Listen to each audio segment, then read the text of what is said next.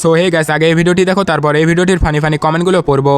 আমরা যাই কিছু করি সোশ্যাল মিডিয়ায় সেটা নিয়েই ঝড় উঠে যায়। একটা জিনিস নিয়ে এত ভিডিও কেন বানালাম, কিংবা সবই ইনকাম করার ধান্দা, ভিডিও করে জিনিসের টাকা উঠে যাচ্ছে। আমি বুঝি না রে বাবা, সবার সমস্যাটা কি? আমরা তো ভিডিওই করি, আর কোনো কিছু কিনলে ভিডিও পোস্ট করব, এটাই তো স্বাভাবিক। যদি আমাদের টাকা উঠে যায় যাক না, তোমাদের কি সমস্যা আছে? দরকার পড়লে তোমরাও জিনিস কিনে ভিডিও করো, তাহলে তোমাদেরও টাকা উঠে যাবে। তাছাড়া আরো লোকের এটাই সমস্যা যে আমি আর আমার মেয়ে সুমি দুজনাই কেন একই জিনিস নিয়ে ভিডিও বানাই। যদি তোমরা আমার চ্যানেল ভালো করে লক্ষ্য করে দেখো, তাহলে দেখবে আমি প্রত্যেক দিন কি রান্না করি, কি করি সেটাই পোস্ট করি। বেশিরভাগই থাকে রেসিপি ভিডিও।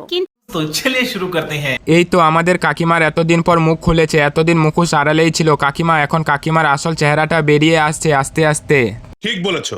মেয়েকে চেটে চেটে বড় হচ্ছে তেল মারা যাকে বলে। বলেন কি? ইনকামের জন্য তো ভিডিও করে, যদি সংসার চলে তো ভিডিও তো করতেই হবে, তা না হলে খাওয়াই জুটবে না।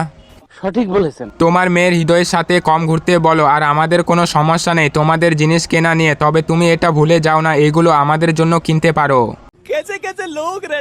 বলছি হেলিকপ্টার কাকি, তোমার রেসিপি ভিডিওতে রেসিপি থেকে বেশি সুমির পাঁচালি শোনা যায়।